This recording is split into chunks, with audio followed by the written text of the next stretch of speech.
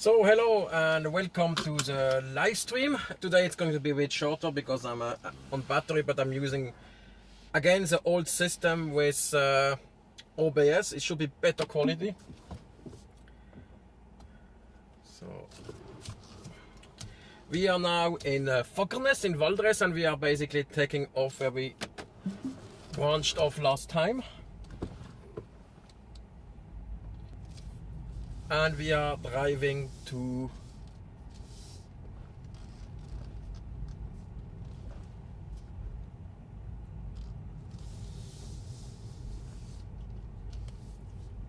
if the map, I think it's no, yes, now it shows correctly.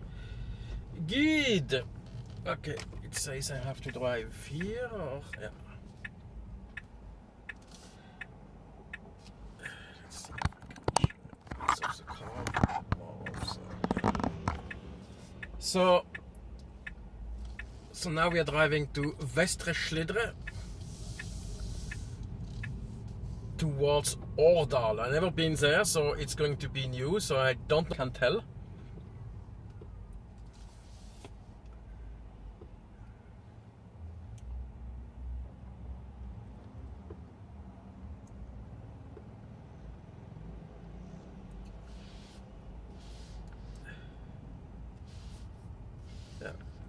I hope the quality is going to be better today, because last time I dropped the StreamYard, as I said, because it was not good, and I'm now using the hardware coder from the Mac in H.265. That should give better quality for...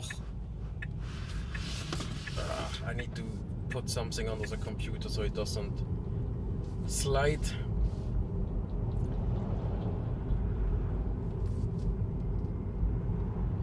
Okay, I think we reach rush hour in Fagernes.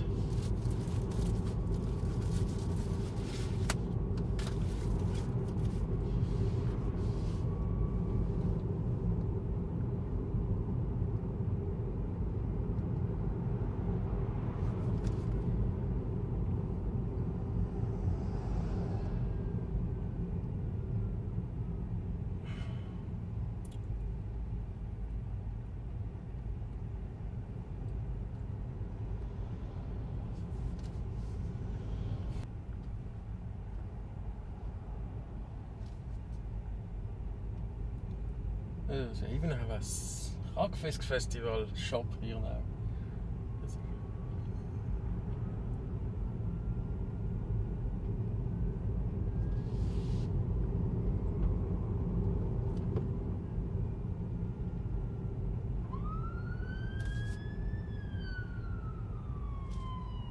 Oh, behind. Yeah, it was behind us.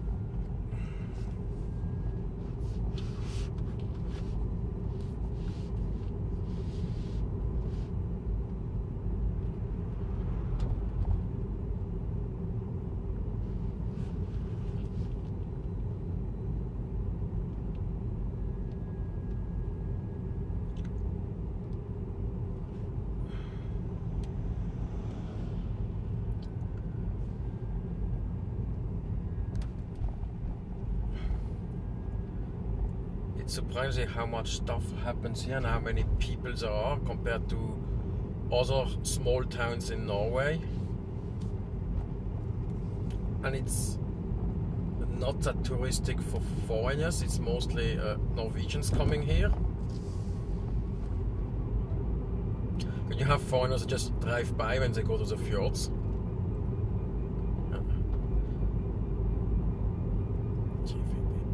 That's Jotunheimen Valdres bus.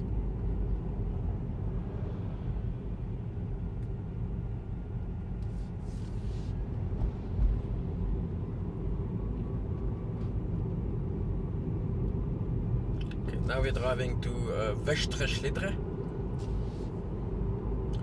Okay, right in front is Valdres Folkemuseet. It's third largest Folkemuseum in Norway, after the Folkemuseum in Oslo and Maihaugen in where is it? In Lillehammer. It's mostly focused on Valdres, but it's quite nice. It goes inside the forest on that peninsula, and their speciality is the music instruments. So if you have time and you pass by here, it's definitely worth.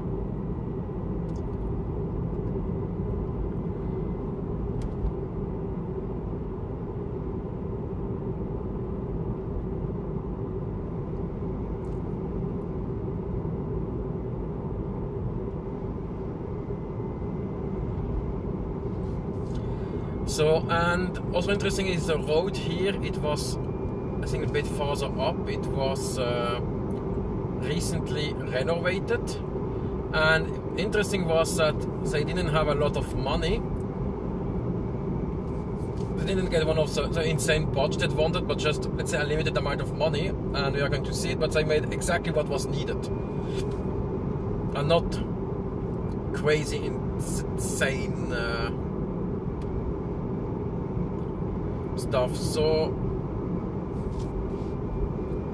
it might be a solution for the rest of Norway, just to do a little bit, like making some less tight turns and yeah, straighten it a little bit out, a little bit wider, but keep the speed limit at 80. Yeah, there is also a Fagernes here, and but the Fagernes is also the Mannheller Fagernes ferry, which we might take today, or might not. It depends how much things I do in Årdal, or if I stop the stream.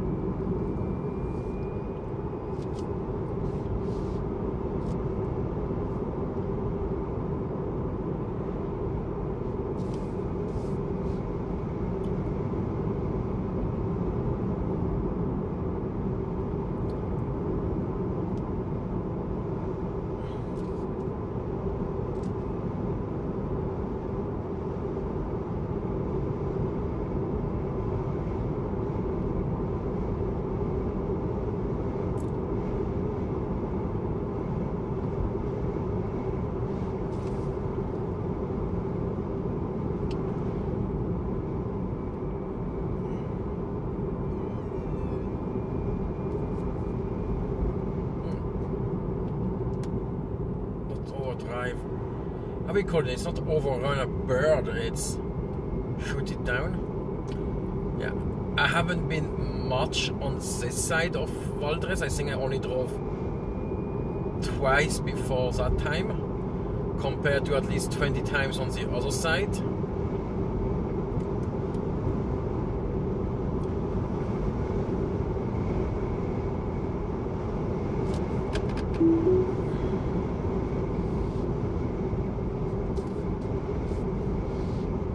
So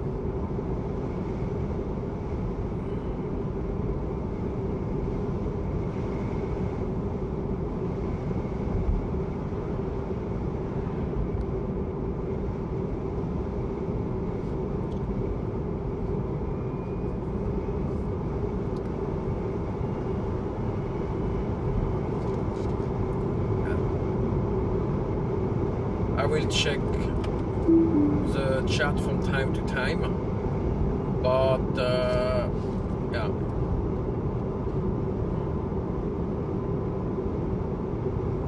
The weather is now still okay, but yeah, it's going to rain, so I will need a lot of luck next week, or this week better said.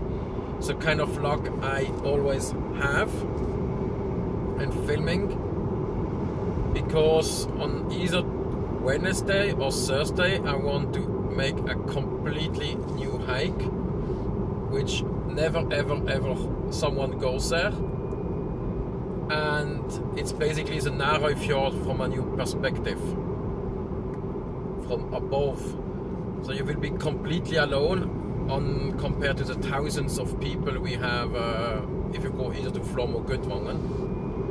And the information for this hike were really sparse.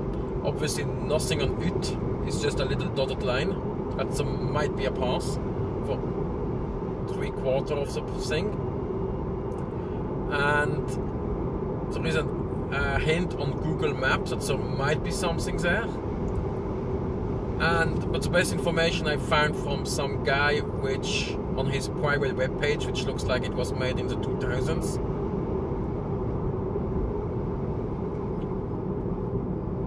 So we will see. If I do it right, next year thousands of people want to go there, and let's say the infrastructure is made for 10 people a day. I mean, it's not better than Kvalvik a couple of years ago. I mean, nobody cared, or let's say, God forsake, Trolltunga, which, let's say 15 years ago, nobody fucking cared about it. Yeah. And on the left side, we have a camping place, which are quite common in this area, along a lake or river.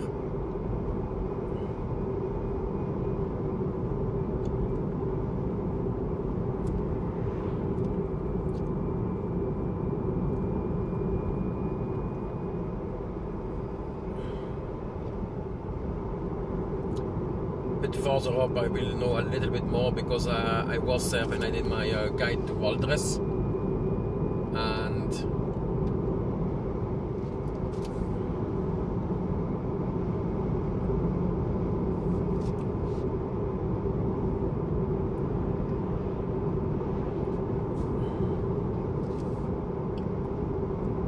okay, now we have Ullneskirke. Oh, I don't know about this one. It's not a stave church, otherwise I would have filmed it, because I filmed all the stave church in Valdres. There we see it, it's on the left side, this white little church.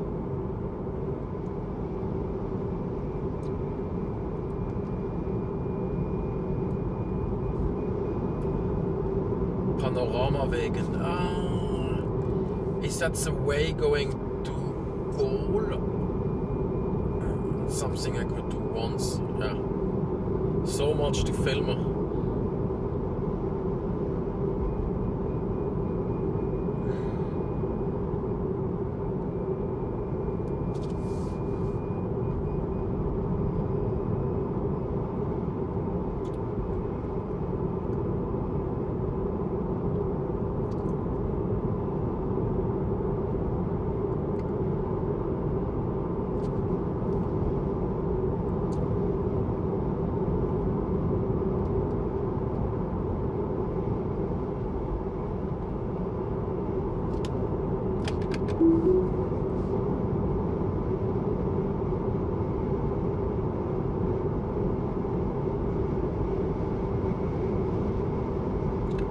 So in the far we already see Filefjellet.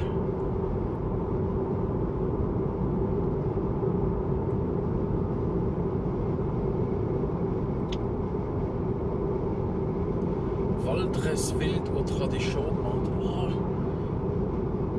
It's not on the way. Some people need to hunt for me, but they always fail.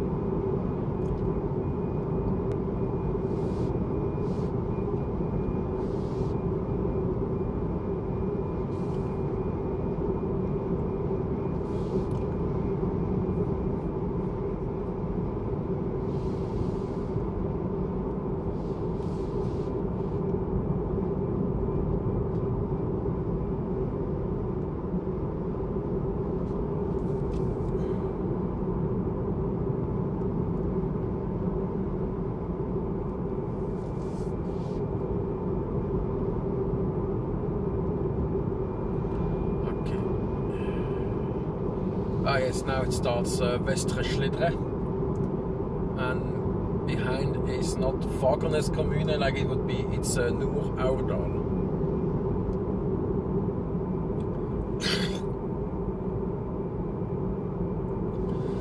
afterwards is Wong.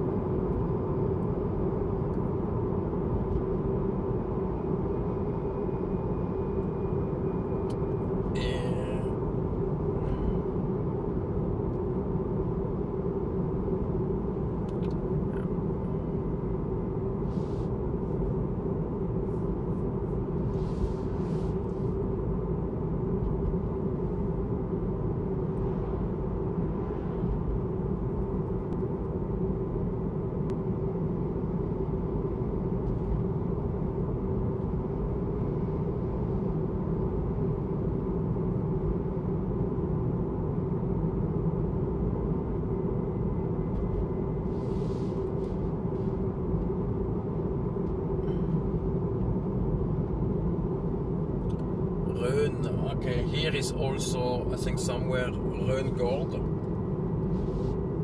which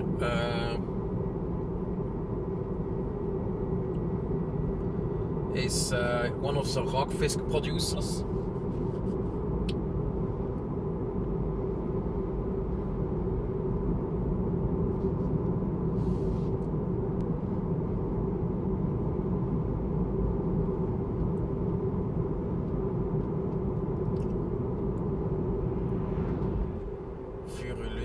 There is also a Furulund in Oslo, a place.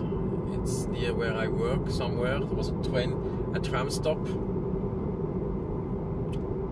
Furu means pine tree or spurs. I don't know, I always mix this up.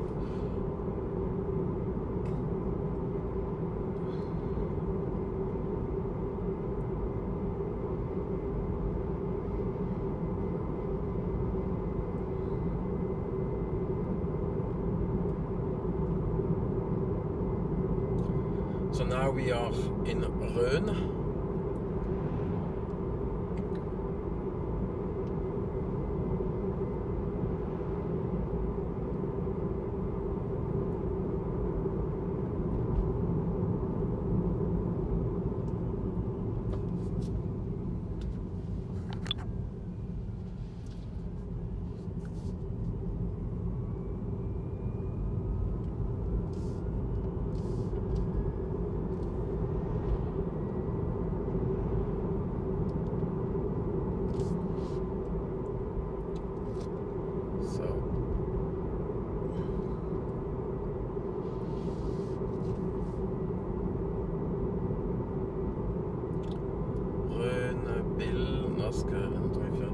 Røngård comes a bit farther. Can't remember whether third or second when I was at the Rockfisk Festival.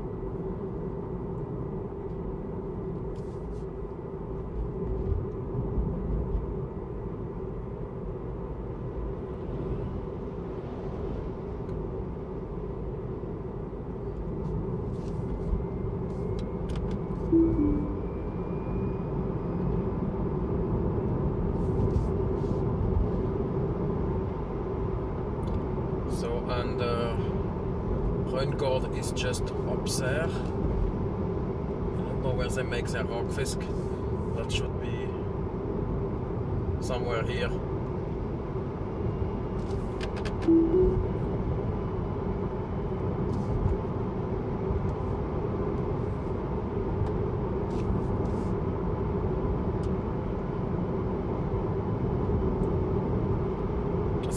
Røn seems to be up there. We don't see it. Now we have a next lake behind the trees. Don't know the name, there are so many.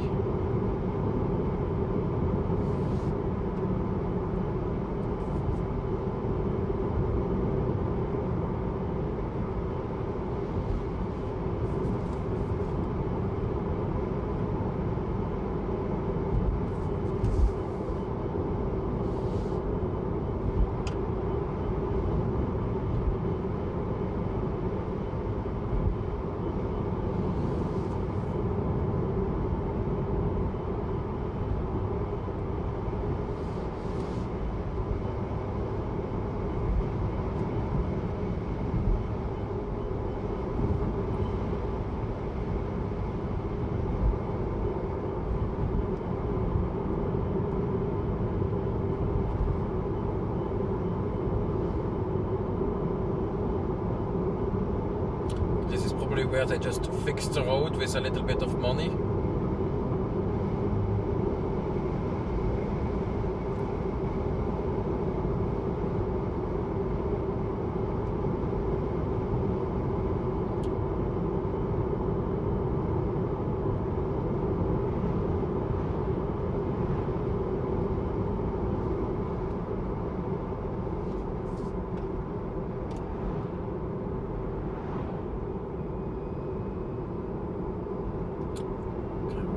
Next here. Okay, Hande Gold Fisk, that's also one of these rockfish producers.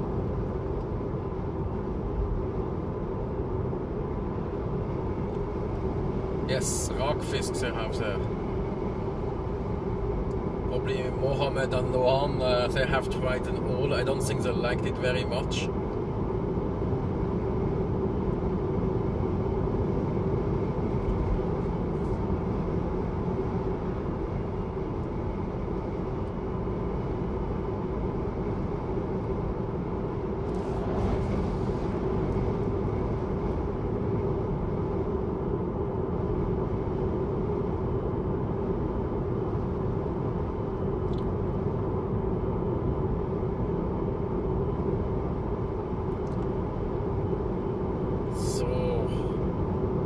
Some more stuff to tell, but we wait until we come there.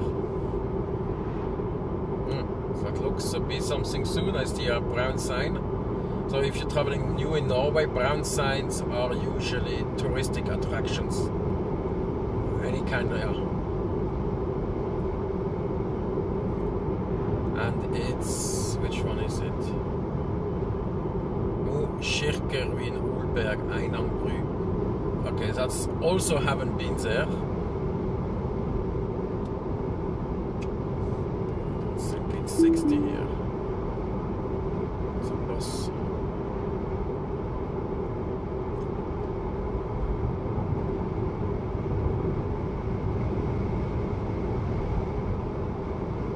And Slidredomen Einangstein. So I can tell a bit about that. So Einangstein is an old stone from the 4th century, which was found, and it looks to be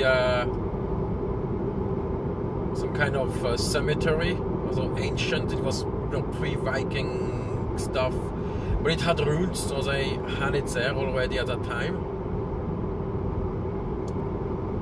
It's, you just go there, look at the stone, and that's it.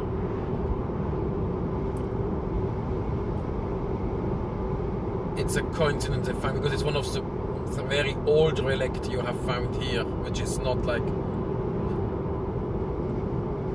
prehistoric. And Slidredomen, that's what is it? It's just a church from the Romanic age, and compared to most churches in the region, it's made out of stone. I just saw it from the outside. It's different, that's the thing.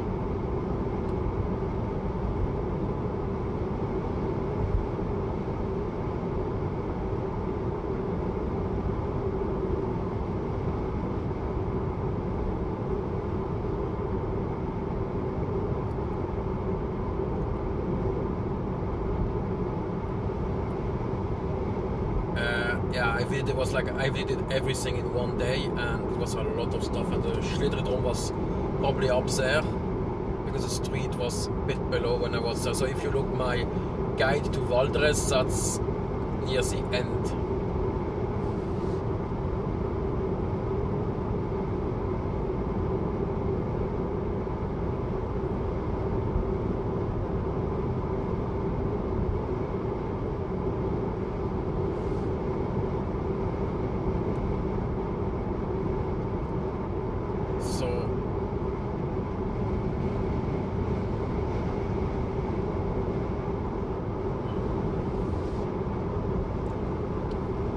What is the next thing? There was 3 more Stave Church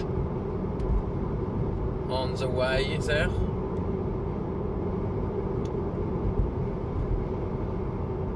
and in 27 kilometers is Vang. That's a current speed of probably 20 minutes.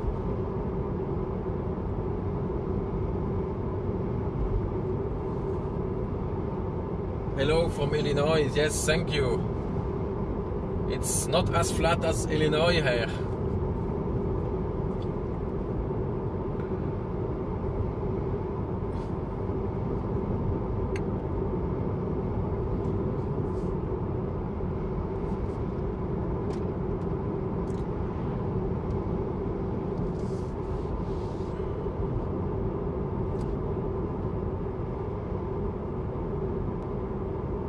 So, which how is it? There is still 3 stave churches. Like I said, you have Høre, Lommen, and Øye. Øye will be the last one when we pass, and I forgot if it was Høre or Lommen first.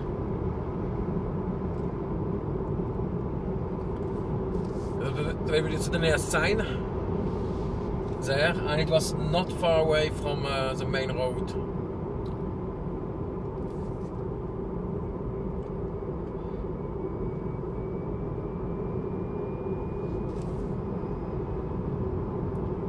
So here you are walking for a long distance.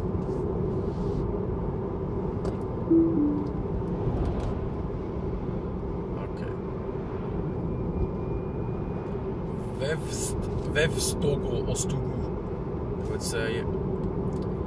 Like I said in my previous in Stugu is usually it's also referred to for restaurant, also you have more in the east they say stuen, like also used for the living room.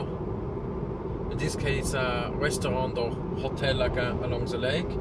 And in Sweden they refer their cabins, they call not hytte like the Norwegian, but the stugu. Okay, Lommen, yes, that's Lommen Stavkirke, first one. Most of the stave churches don't look like say Borgund or Urnes, you know, like this really old, because these stave churches were so long in use, you know, that they got modified quite a lot. So, and here we have it, Lommen Stavkirke. So what defines as stave church is it needs to have a couple of bearing. So basically it's a tree as a stave, as this pillar, which bear the whole weight of the church, and then it needs to be aligned in a certain way. I forgot if it was east-west or something like that, and if it's not, then it's not. And then you see it up there, that little brown church behind the red farm, that's Lommen Stavkirke. So basically you park there and then you have to walk up, and with all this stave church they are only open on certain days of the year. So you have to go to Visit Valdres website, and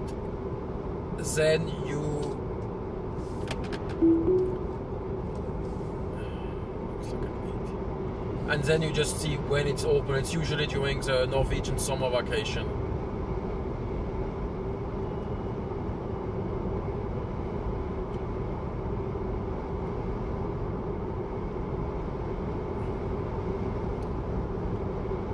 So the stave church must be aligned, and there are only, I think, 28 stave church in Norway and one in Poland. And the one in Poland we are going to talk when we arrive in Vang. But if it's not like that, it's a replica and it's not a real stave church. And there used to be thousands of stave church in Norway, at least hundreds, but in around 1800 they decided that a church needs to encompass 1/3 of the community. It was like the base, and to put 1/3 in this little stave church was not really possible. It was maybe you could put 50 people, when you had to put 300 or 400. Yeah, that was not going to happen. So a lot got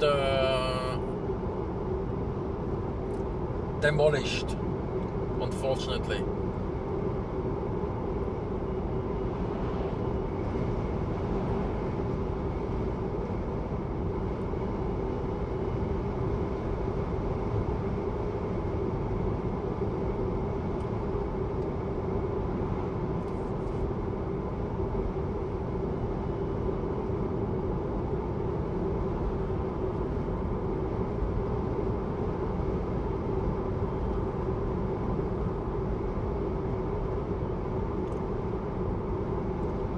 And most of the stave church you find in Valdres, are the most accumulated. And then if you go a bit farther, you have obviously Borgund and Urnes, and then you have also the Hoppestad stave church. Holy Moor, or the Holy Moor.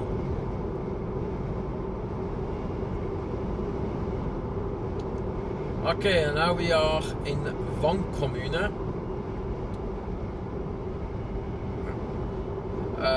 Yes, if you see a sign with encircled corner, that means it's a private toll road. Because in Norway you also have let's say private roads that's usually off the main streets, and since maintaining a road is very expensive, the people take a small amount. So the easiest is you have, there is like a credit card machine when you arrive. Yeah. Okay, and now we are in Rifos, and the interesting thing is, because I'm from Switzerland, and then we have also the Rifos, also Rhin, the Rhine Falls. So I always have to think about that. Yes, it's Monday and it's outside rush hour, so there's not much traffic.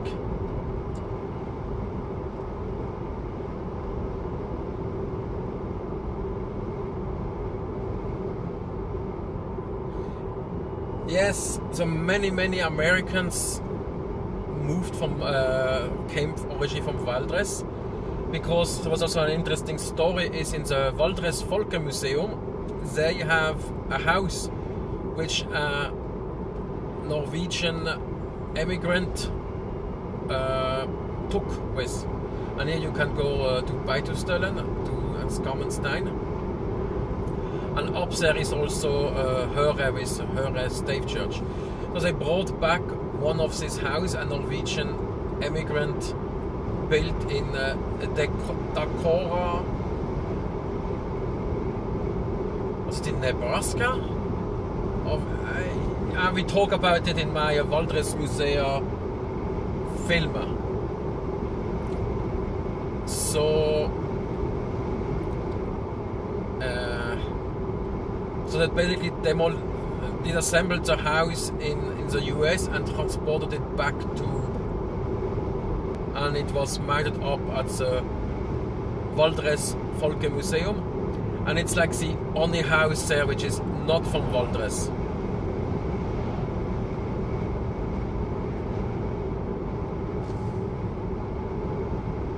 Yes, we will go through Vang, that's in probably 10 kilometers, I mean in 10 minutes, and here you have the sign to Høre Stavkirke. It's not exactly by the road, so we won't see it from here. You have to, it's like mostly 1 or 2 kilometers up there. Vang will come in about, I would say, 10 minutes. So if you cannot watch it now, you can watch the replay, and obviously it's in the guide to Valdres. I have a chapter about Vang. Another interesting is Vang goes way up to the north. So for example, the mountain Bittihorn is on the municipality of Vang. It goes up to Big Din up, so that's which would make there is a mountain in between. It's I don't know why it is like that. I will have to ask some people, because for me it makes geographically not a sense, but there is certainly some interesting historical reasons why it is like that.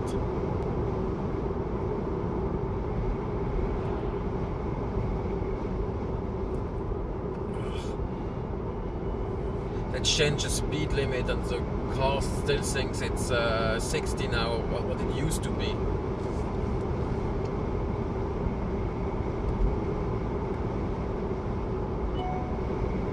So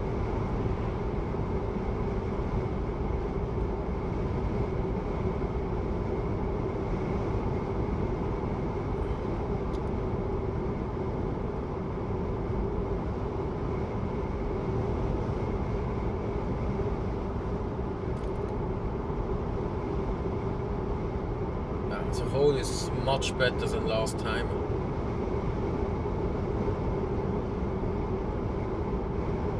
Oh, whoa, well, yeah, there is also that interesting story with that bridge. We'll tell it when we pass by there. It's also near Vang. So to live here, it's quite cheap. You can probably get a huge mansion and a lot of land for the price of a very small apartment in Oslo.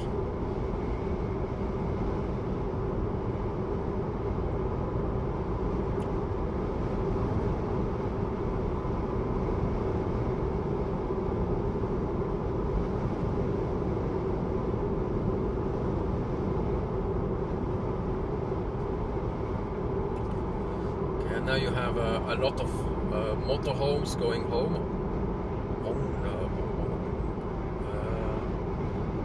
Just a camping place. Yeah, and also last year, so where at this time of the year there was a huge flood, and several places in Valdres got seriously damaged or even destroyed. Okay, so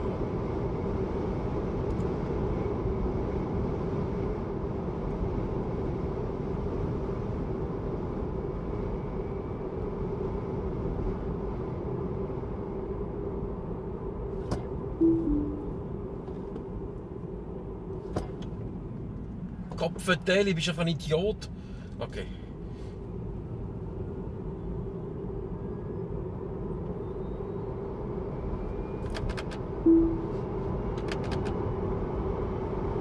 Okay, now we are back to the normal speed.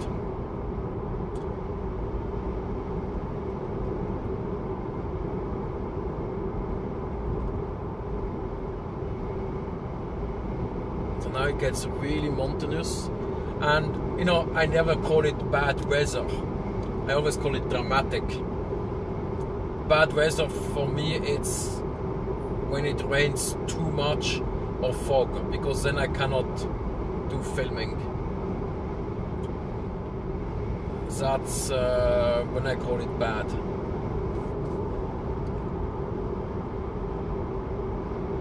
Even with this cloud, it makes like this dramatic look, you know, more wild. The perfectly blue sky, okay, it's nice for you, but it has some inconvenience also. It gives a, let's say, boring. It's more interesting with clouds in the sky. And also, if you go hiking, you don't want to have full sun. Then you overcook. You prefer overcast. That's.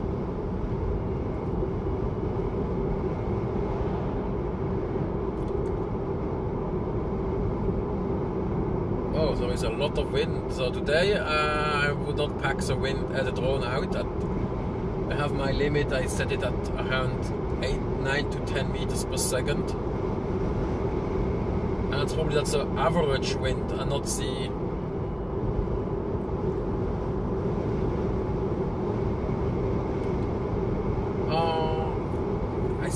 last time I drove here, it was still the old road along the.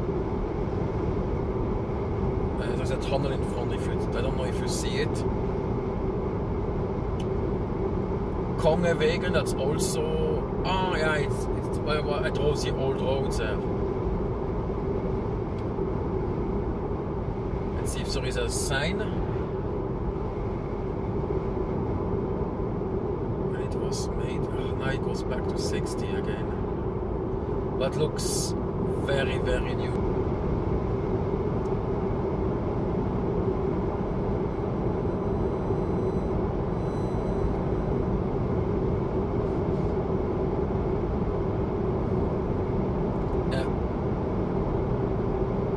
Quality is not good at the moment. Yeah. So I'm using 5G to stream, but obviously as we stay on the main road, it should go. But last time it would not have worked because there was simply too much areas with no cell phone coverage.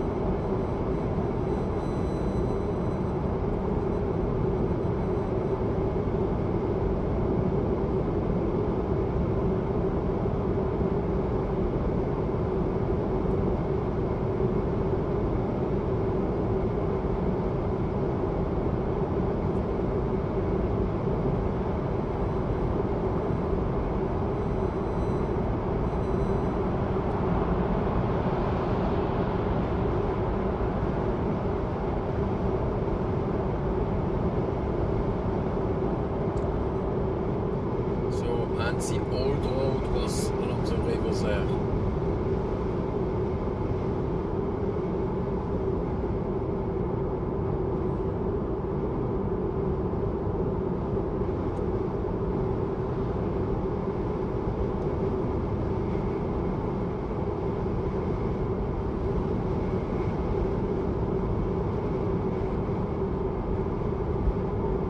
It's not yet Vangsmjøsa.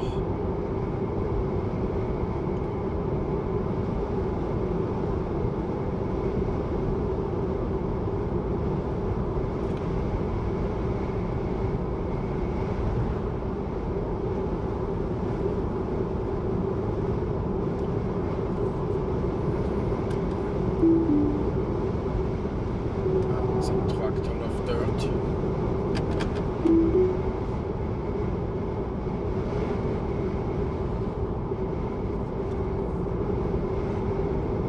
So also last year I had an interesting event. I was in a web post form and some people talk about Årdal, so I post. Now they were in Valdres on vacation and they had posted a film about everything they did. And just watch the thing on my film there. And they said, we watched it, and then because of that we went there and we had a really good time. So I think it was quite interesting that they decided to go from Oslo here to do sightseeing in this region instead of going to Flom or like the classic places. But the most pictures I took was where was it? Up up by to Stølen and so on, Slettefjellet. So Kongevegen, yeah, that's this old route, the King's Road. So I mean, that's actually quite interesting that because probably you have like 100 times less tourists here at this time of the year than if you go to Flom. You will see it in one of the upcoming video. I was there last 10 days ago and it was horrible, the amount of tourists, and there was only a small cruise ship there on that day. Yeah. Okay, and now we are in Vang, like what is it called? Golligeg. I cannot read your name from in the car while driving. That's Vang, or what Vang is today. So probably when your ancestor lived here, it was, not a place that people wanted to left. because I was once in a forum, they talked about it, and oh, why did my ancestor leave this beautiful country? But about 150 years ago, let's say you didn't want to live here. It was, cold, difficult to grow stuff.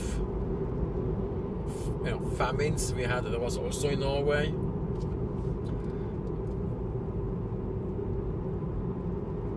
So, okay, here in Vang, we have just here on the side was the Vangstein. That's also an old stein from the Viking Age, and next to it is Vang Kirke, also the church.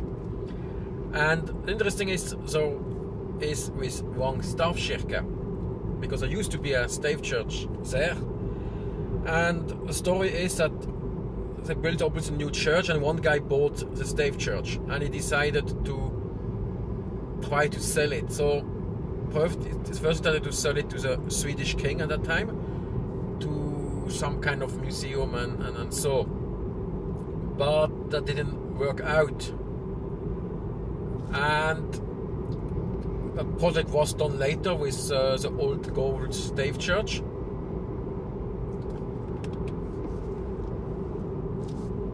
So then it got transported to the fjord, because it was the quickest to transport it over the mountains, and then to a ship there, and then it was shipped to Germany, also the German Empire at that time. And he also wanted to make some things there, the king, and for some reason at the end it ended up in Silesia, which at that time was Germany, but now it's Poland. So they have a church there. They only added a little church tower on the side, but that's one of the only official stave church outside Norway.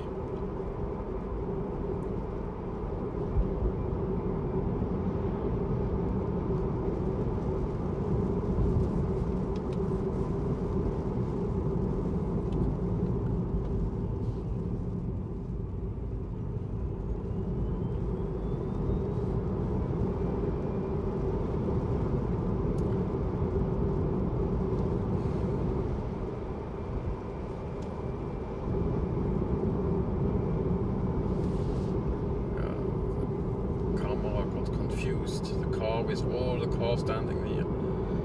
So, and on the left side you have the lake Vangsmjøsa.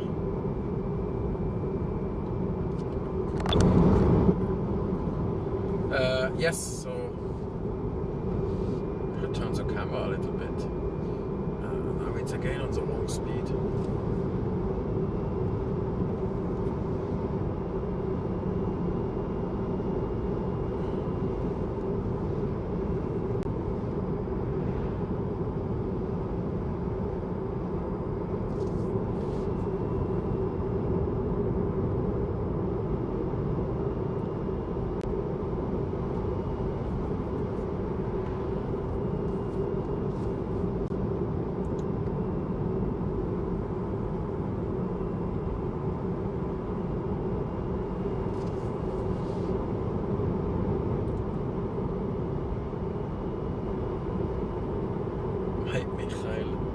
Berge, yeah.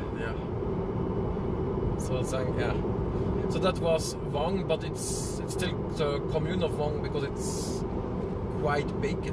So I don't know exactly where your ancestor came from. But probably if you ever want to come here, you'd go to some Valdres local groups and ask, and they will be very happy to tell you about the thing, and maybe you can connect to your long lost relatives.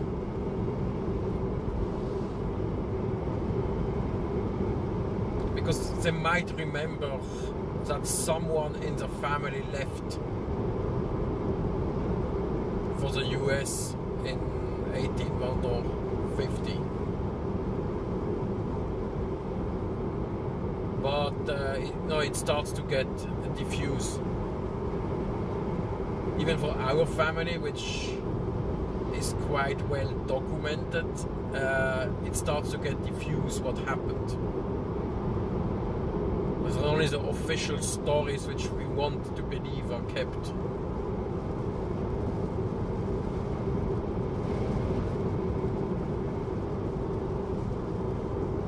Ugh, must rain again.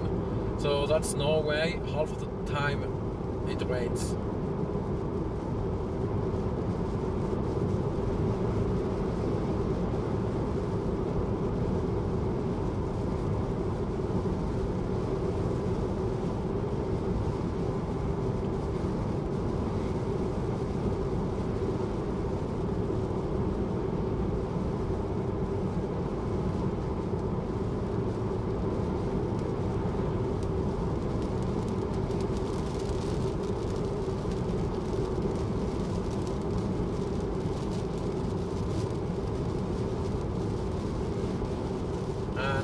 Soon reach Øye at the end of the lake Vangsmjøsa.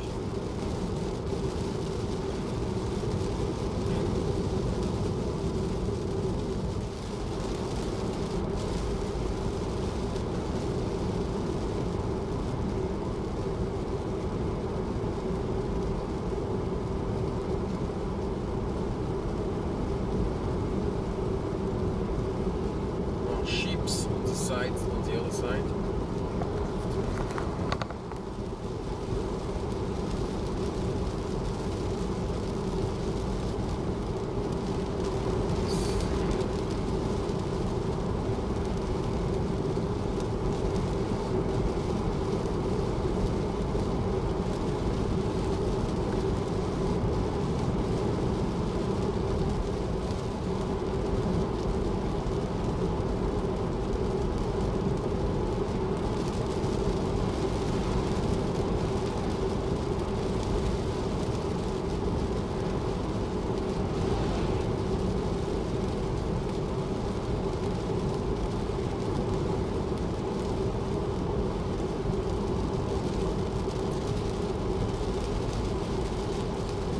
So,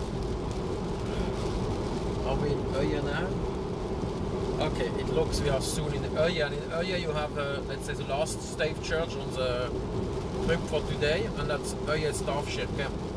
And if you haven't seen the guide, basically the story is very interesting because they had a stave church and it was built very close to the lake, and in 1700 something it started to rot. So they dismantled it and kept some stuff, and it was hidden under the floor of the new church. And in 1930 they had to renovate that new church, which was gotten old. And when they removed the floor, they found the stave part of the stave church. So they decided to rebuild it. So it's not like new, probably most of the tree is not new. Yeah.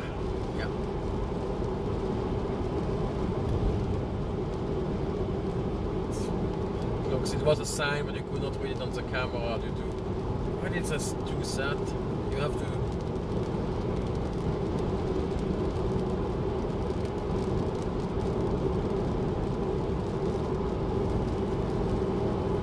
Okay, and up there is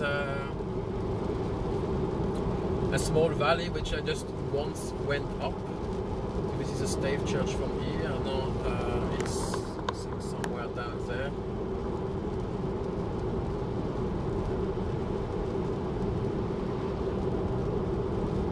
The thing is, if you stay on E16, a lot of stuff. Yeah, you could just barely see it. Let's see if we see it again.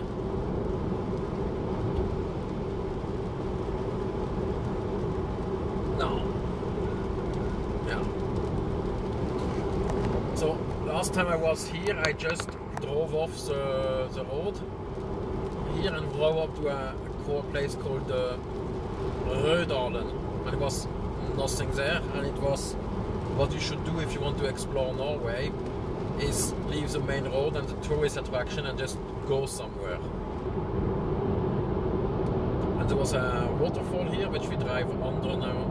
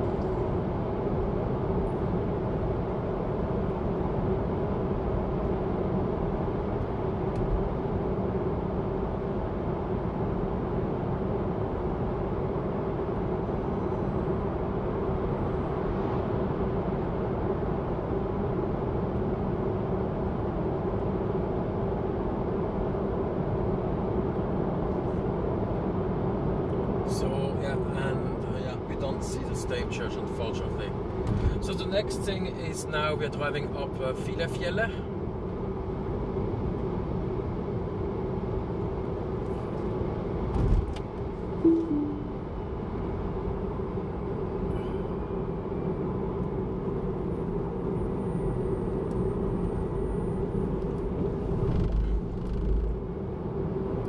The bus is really annoying.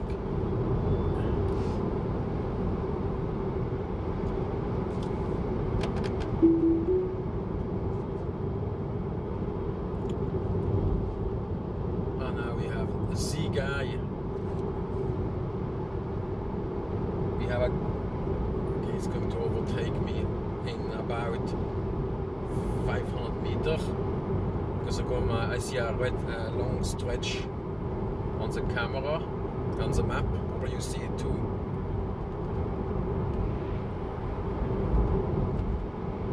This is stopped raining, so now here it cannot. Another way down, it will probably will.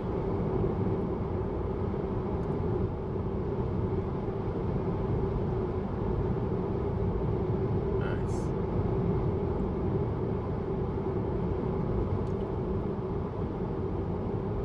Yeah, he stopped being annoying.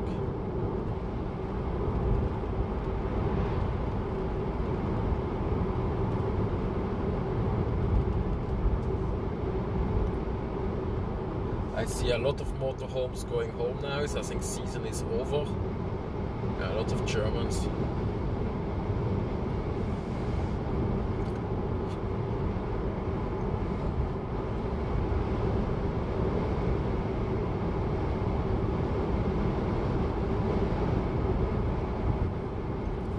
So there is something in front, it's like orange on my Google Maps. So there might be a construction site there.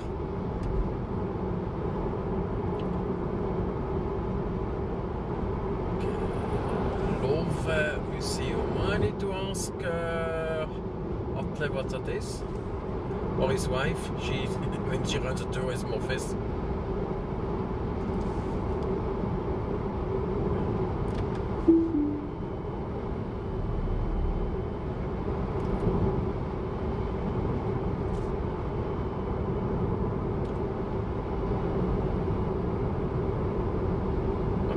Used to be red, but I don't see why.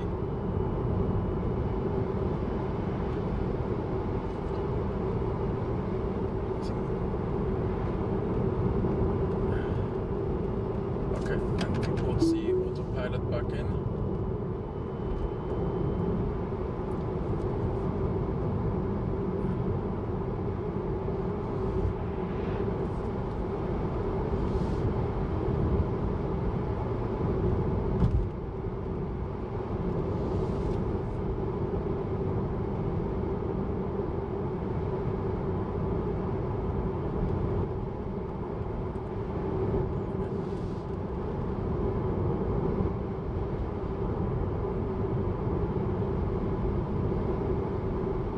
Where does this Norwegian going home? I have all the people behind me that don't like. Let's increase the speed a bit. But now he's not happy.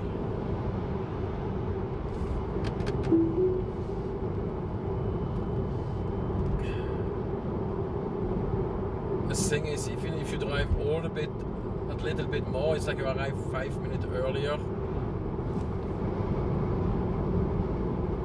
I did some math, and you have a chance of getting caught.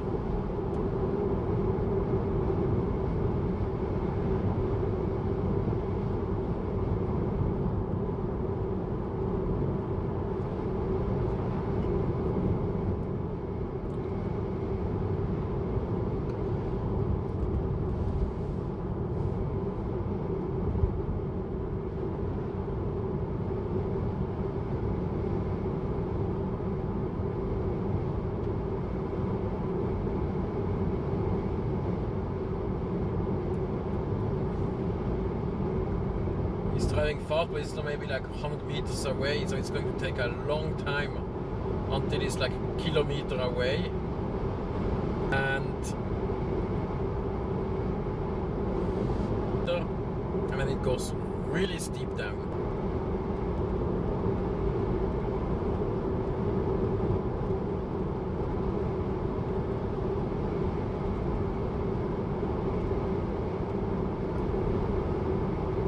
Nice, the next one which is not patient.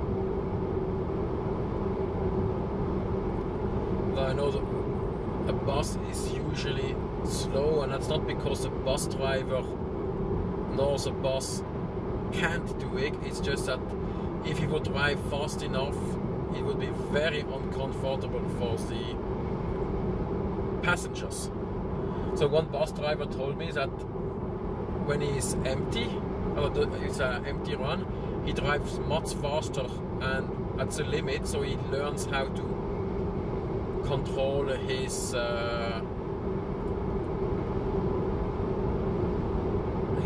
vehicle in case he needs to do that with the passengers. Okay, and here we arrive in Tuhin, and now there is a tunnel to cross Filefjelle. There is also again the Korrevegen, and there is a ski center here. And I will be happy because I'm going to Årdal and where is it? 300 meters. Should I blink them? Eidsbugården, yes, that's.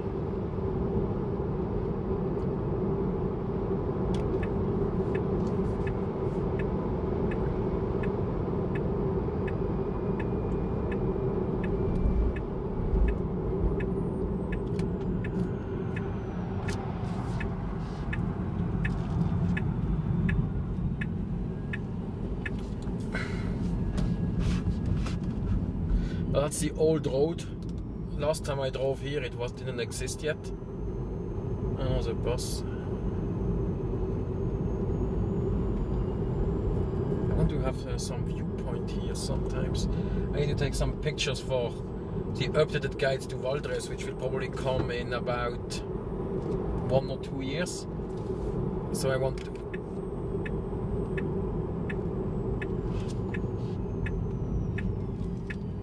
Yeah.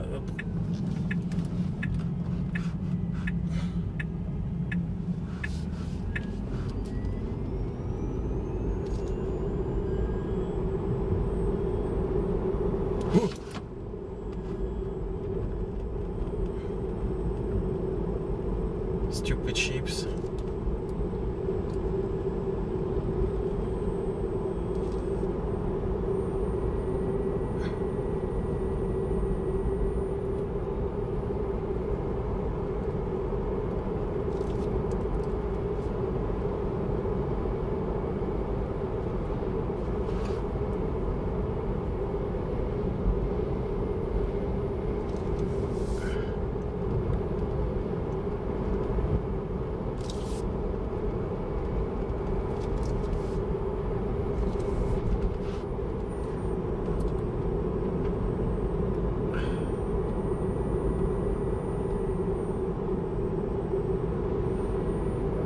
Can find a viewpoint here, it would be nice. Quickly step out, make a picture. Oh, perfect, 600 meters. And I don't have the stupid bus behind me, which is nervous.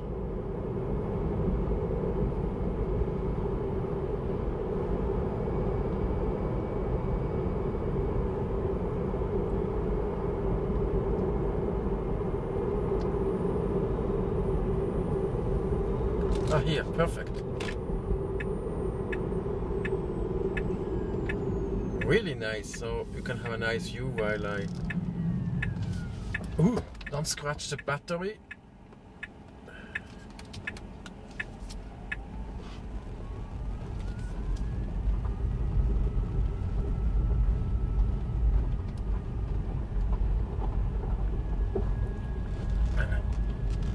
Okay.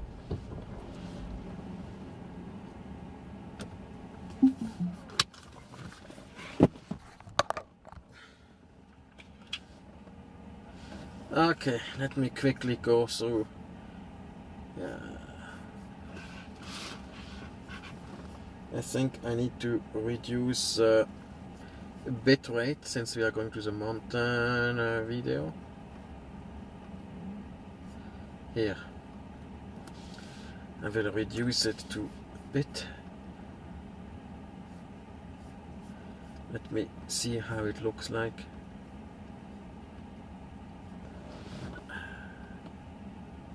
The quality is not bad.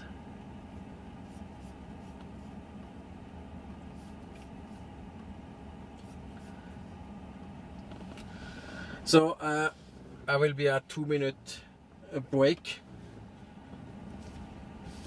I just want to take a picture and have a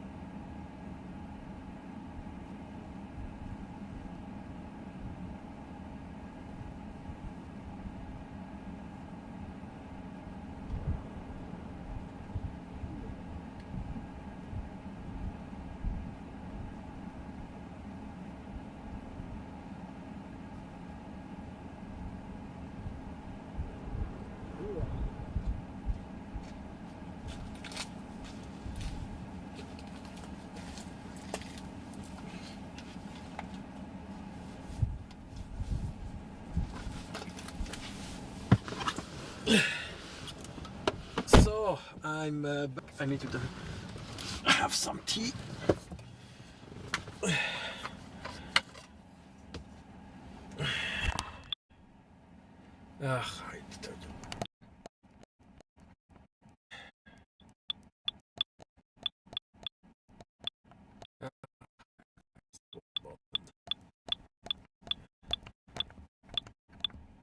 Okay. So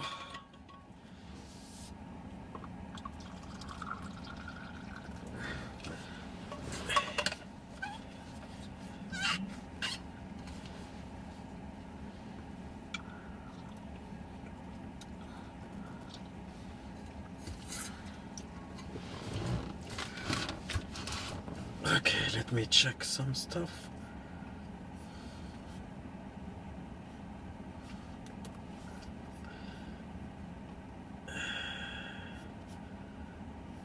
That's an email. I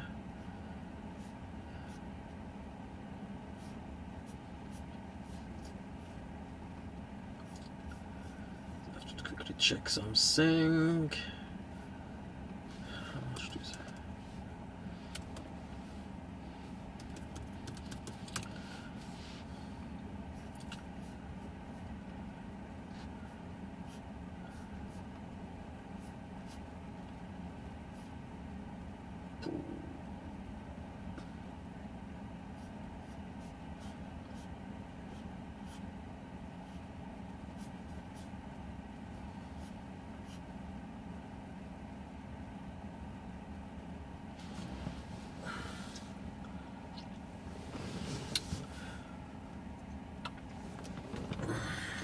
I need to get a desk mat. That's what I need.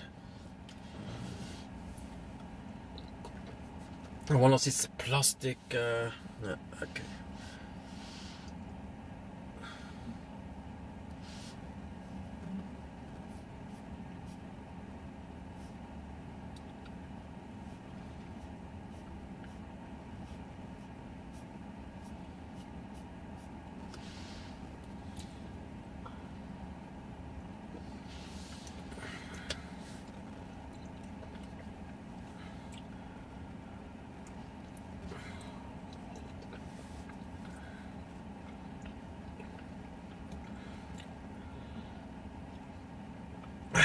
So we will soon continue.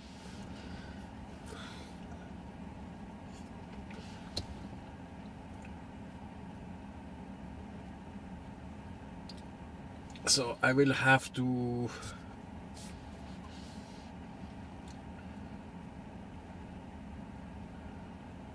and that was not the old road. Actually never drove here.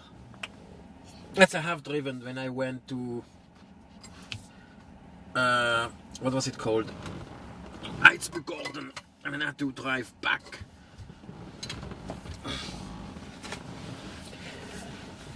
Okay. I might put the computer on the side so it doesn't move that much. Actually, I can read it much better, so now it continues. Let's put the camera here.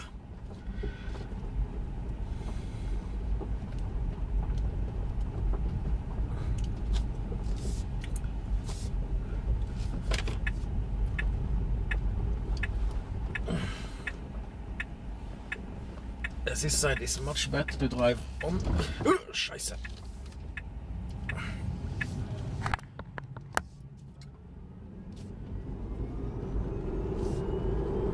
Okay, here it's again on a road which is written 80, but it's not an 80 road. And I want no one behind, so I can actually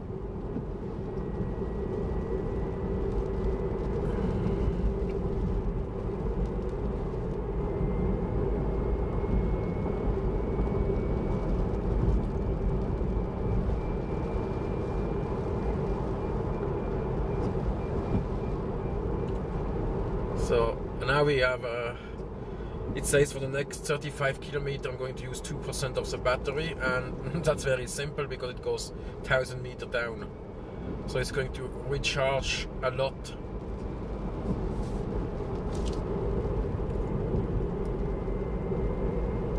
And I want to take one more picture when I arrive before Årdal, because you have some viewpoint where you see the Årdal, Øvre Årdal and Årdalstangen, and it's one of these pictures you see often on the net, and it's often labeled wrong, like as Odda or so. That's something I really get angry, because if you post something you should fact check what you post. It's not acceptable that you need to Especially there are people that just find this nice picture, paste it. If you do that with Explore Norway, if it's let's say, if you use part of my video in another video, we can see fair use if it's transformative. If you make something new or bring something new. Especially, and if you want to use my videos for like school to explain, just feel free. It's not like I'm going to lose a lot of money. So here it goes to Tihin. That's where there was this, no, it's the next one. Tihin Krisse. That's where we went to this Eidsbugarden, and I feel this hotel which went bankrupt by now. So here I never ever drove, so it's completely new.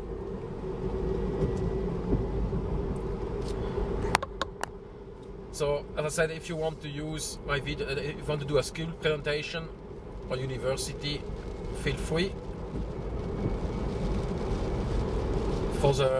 Because there's probably the people watching are probably not my customers, so I'm not going to lose anything.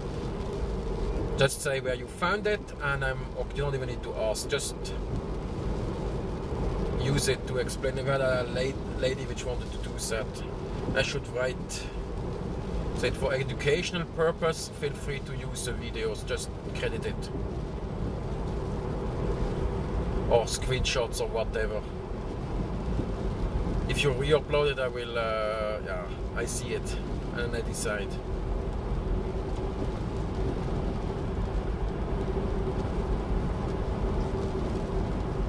If you want, like the example, your children want to, I don't know how old you are, Michael, or if you're still here, but if your children want to tell something about their ancestry, feel free to use my guide to Valdres with the pictures. Or all the videos I have by to Stöllen and so to show how it looks like. I mean, it's like 20 people in the, or 30 people in a classroom. That's fine.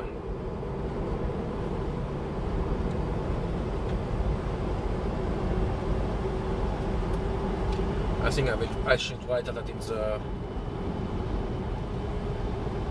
I should write that in my channel thingy. If you are educational, you can just use it.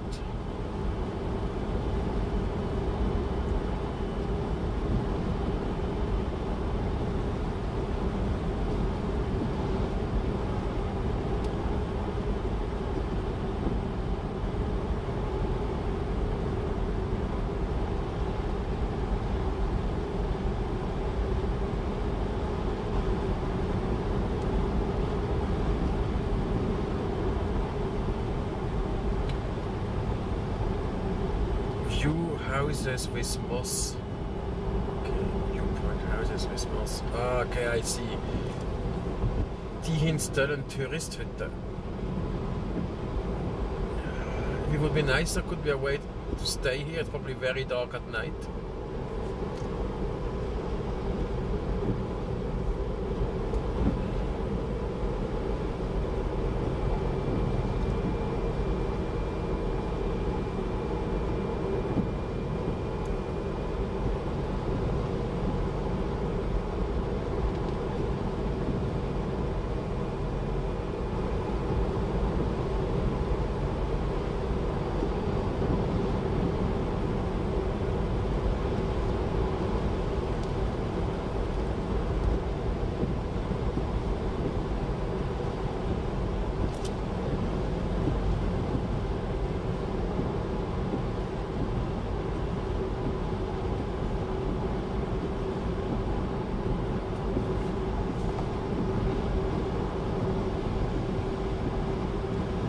Unfortunately, you get now the windows wipers.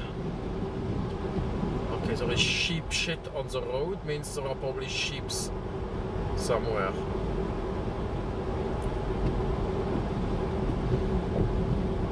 See, not bad here, totally unknown. Probably like I know where you can do hiking, fishing, skiing.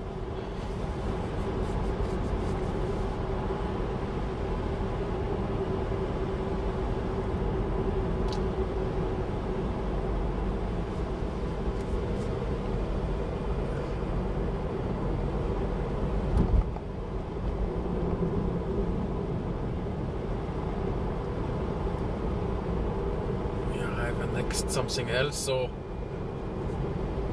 I saw some reindeers there, so I tried to do a photo with the drone. It was a bad idea. I never saw so fast reindeers.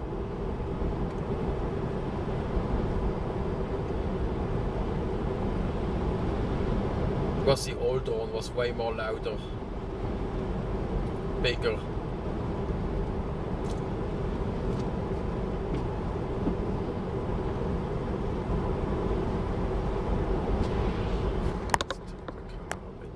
See less of the road.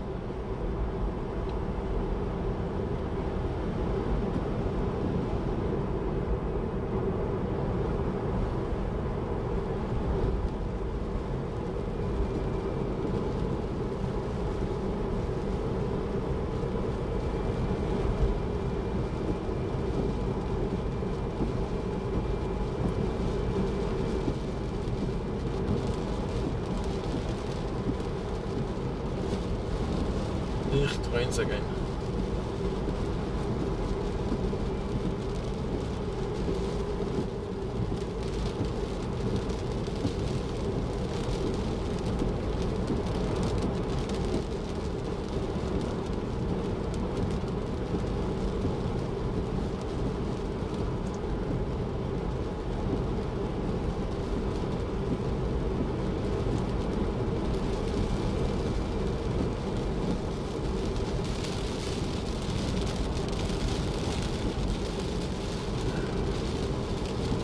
Okay, and now, okay, let's see, where do we arrive?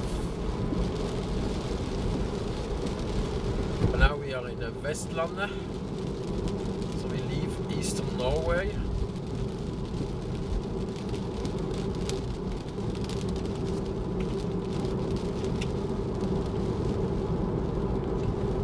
Very interesting, I think, if that lake empties into the west, then the, how is it called, Wasserscheide, what's in English again?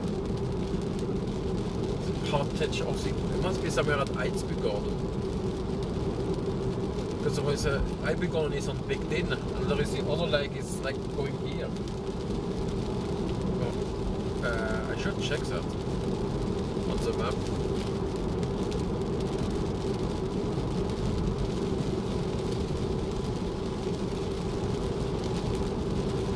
Water divide, that's it. In the US, the continental water divide. Here it's not continental, but that part flows from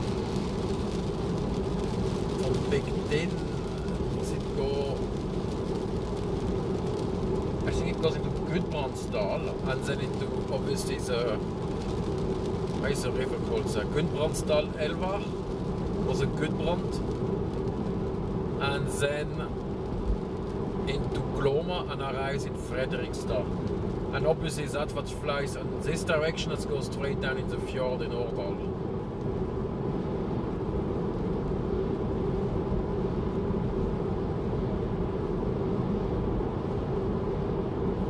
Okay, there is someone coming behind me, and since I'm doing sightseeing now, a lot of people have cabins here. If you look on this side,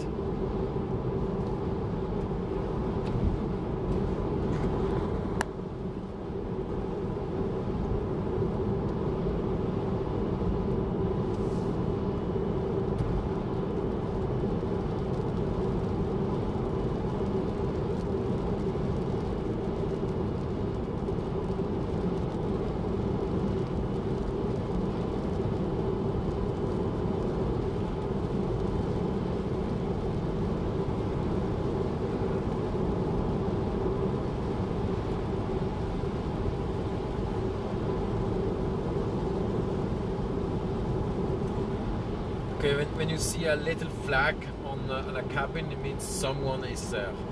But it's not, call it a Wimpel, it's not an official Norwegian flag, because there are strict rules how to hang a Norwegian flag.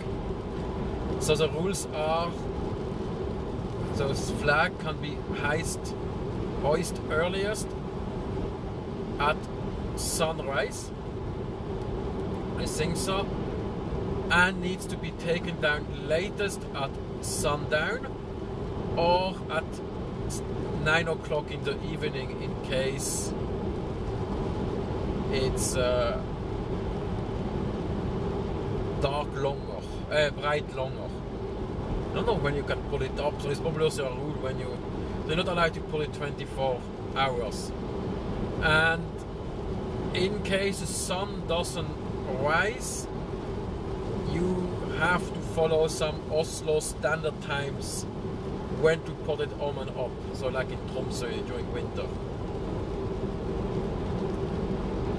And Norwegians like to put a flag, to hoist a flag. And so, for example, National Day, everybody puts a flag in his garden and so. But there is like a wedding, or not wedding, a birthday and or important visit, and you have a flagpole in your garden, then you would raise a flag.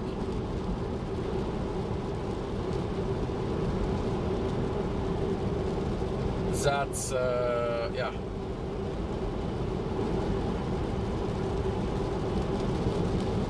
So as long as you follow the flag, you can hoist it whenever you want. Obviously, when there might be some rules if the king dies that you have to pull it half height or so.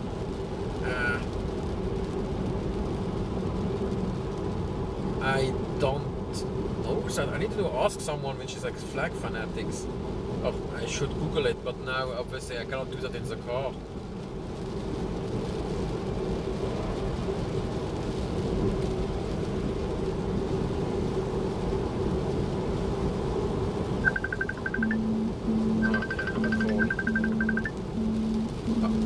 Hallo?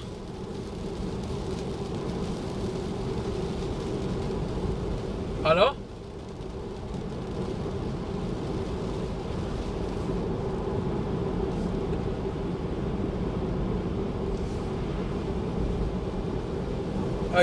Es ist auf dem falschen Dings gegangen. Warte schnell. Muss schnell anhalten.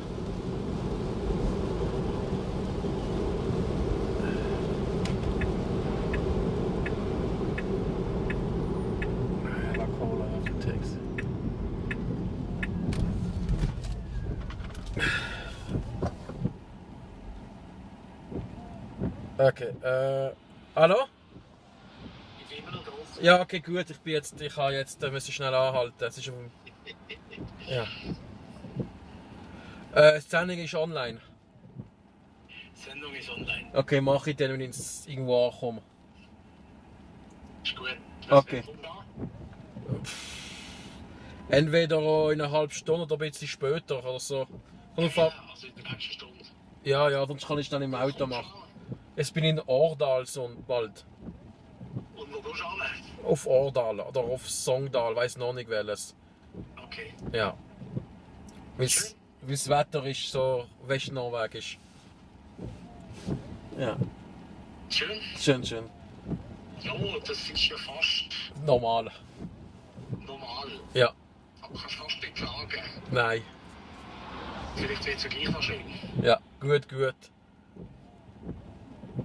Also, ich schicke dir eine Meldung, wenn ich fertig bin. Ist gut. Okay, bis dann. Ciao. Ciao. So, that was my other work. I'm only on vacation in one. Nobody here, nobody there.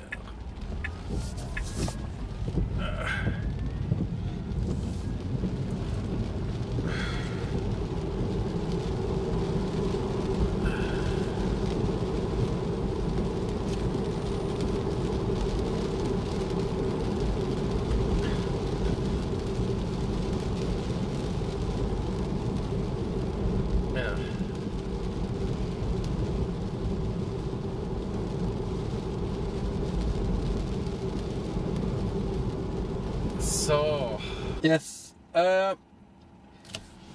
probably the stream stopped, I don't know when, because I was busy driving, and I don't have enough battery to continue streaming for much longer, So we are going to stop the stream here, and I will try to do it another time. Okay, bye.